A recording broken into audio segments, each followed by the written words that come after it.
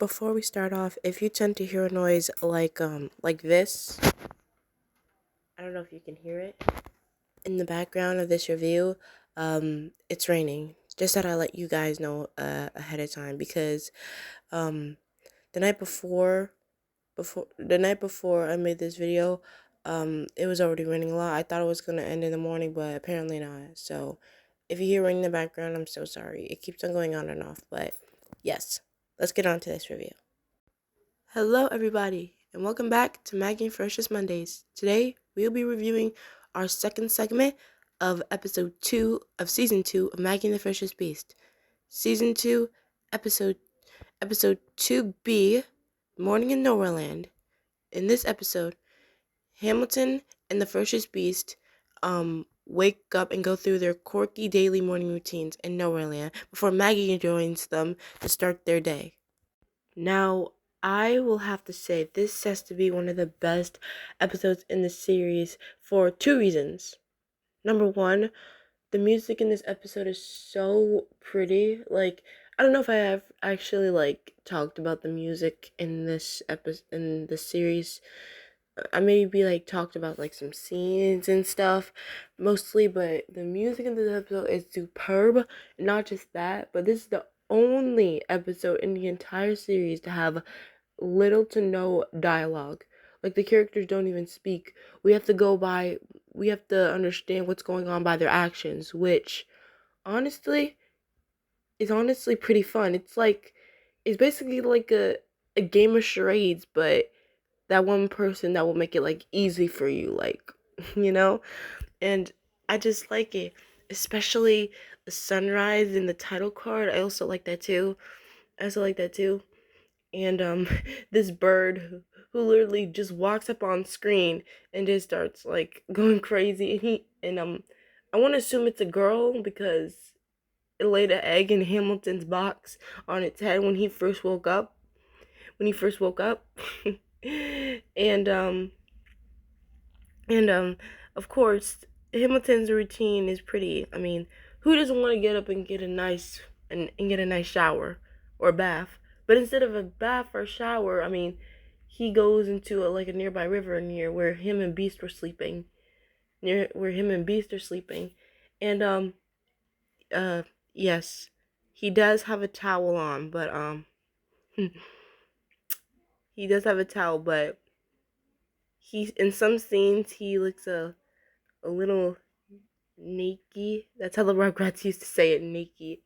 But nothing too, you know, if you know what I'm trying to say. But in and at first it started off, he was shivering. He was so cold, and I love his little shower cap. It's just so cute. I love it. And then he starts washing up, and then tell me why his bath goes from him scrubbing to him washing to him doing synchronized swimming with two fishes in the river. Yes. He starts synchronized swimming with some fishes in the river. And they have the same design as his little fish back in season 1 in Hamilton's Pet. So we can assume that one of them was the same fish from said episode, which that's honestly a nice little theory. But in the scene where Beast, where he's trying to swat away this bug, I believe it might be this world's version of a mosquito. I mean, come on, y'all. Summer's out. You know they're gonna be everywhere. Mosquitoes. Like, if there's one thing I can't stand, me having to wake up. One thing about me, if I know there's a mosquito wherever I'm sleeping, I will forfeit my sleep and not go back to sleep until I have it killed, because I do not want to worry about something buzzing in my ear and having this little vampire be sucking on my blood. So yeah, one thing about me, I'm not no punk. I'm gonna kill it until. One thing about me, I'm not no punk. I'm not gonna go back to my beauty slumber until I have that thing gone. So yeah, but but and him trying to swat it away and him bucking. At some points he starts bucking. It reminds me of Applejack from My Little Pony. You know when she does apple bucking in the intro of the theme song. That's what it reminds me of. Him bucking the mosquito away. And the music of when he's just like trying to swat it away, it's like a violin. I love it so much. I love it. I love it. I love it. I love it. And I also like the music where Hamilton is also swimming with the fishes, him dancing with them. I love it so much. I love it. And there's this one scene where Beast, he can't find Hamilton. He tries shaking his box, and then he thought it was a great idea to dump out everything from his box. And Hamilton catches him in the act, and he puts everything back. I would have, but not as neatly as Hamilton would have pleased. But but Beast does ask. Well, he didn't ask. He shows that he wants his two spots back on, because when he was trying to swat away the mosquito, he actually bucked off his two spots on the back of his back, which Hamilton's a sweet friend. He did it anyway, which is sweet. Which is sweet.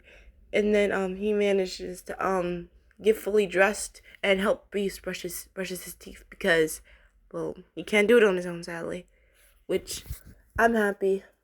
I'm happy Hamilton's always willing to help Beast. I'm happy.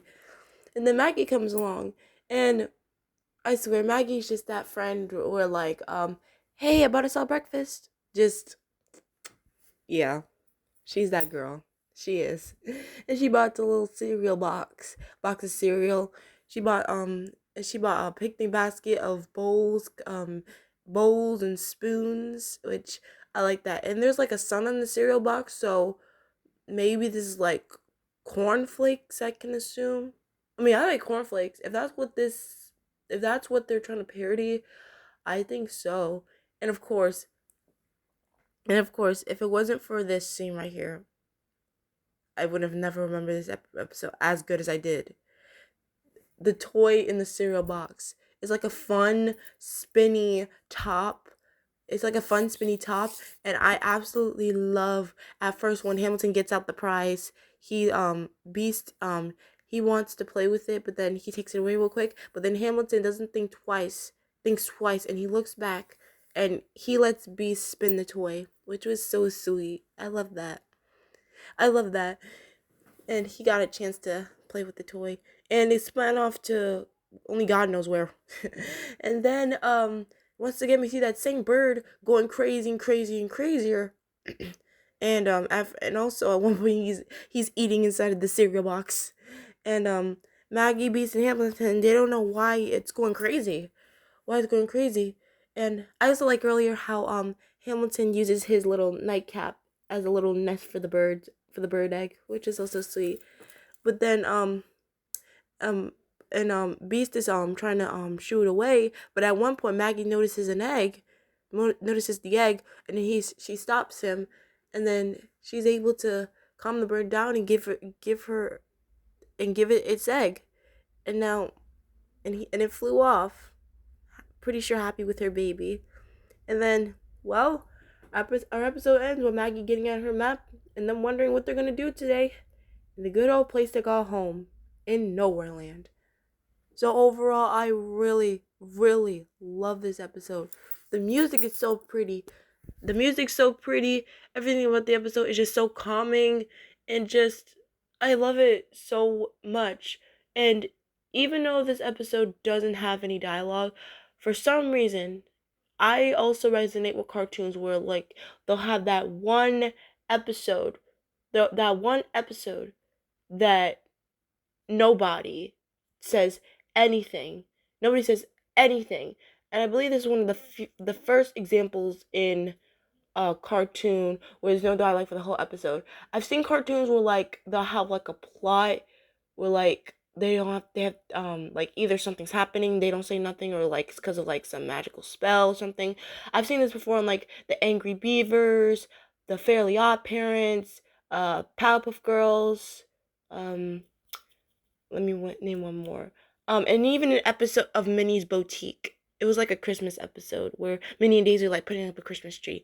So, yeah. And also I'm a girl who likes silent films too, like the Fleischer cartoons, with those silent films. So, yeah, this episode really speaks to my silent cartoon loving mindset. So, I'm going to give this episode happily a 10. This episode was really, really, really good. I loved it. And I know what you're thinking. Cartoons need to have dialogue. Some people may think that some cartoons need to have dialogue so that kids can understand what characters um are doing to resonate with characters here and there. But I for one agree with that, okay? But sometimes, I mean, it's like, this it's like the saying goes. There's this, the saying, actions speak louder than words. And I feel like sometimes, it doesn't hurt to have that concept in a cartoon, a character's actions speaking louder than their words normally do in every episode. So, for one, I love this episode, and I will be a stand through and through for any cartoon that decides to go for the silent treatment. Which, ironically, that was the name of the Powerpuff Girls episode I just mentioned, the silent treatment. But and I know it's a season 5 episode. I know some people don't like season 5. They're like, oh, season 5 stinks. I, for one, I like season 5. I feel like season 5 has its charm. I do. So, yeah, aside from that, this episode's getting a 10. So, with that being said, we have one more segment in this batch of episodes. And I feel like I'm gonna love this one just as much as I like the other 2 previous episodes we had in this batch. So, tune in with me next time as we will be reviewing our last segment in this batch of episodes, Season 2, Episode 2C, The Missing Sweater. See you all next time. Great googly moogly.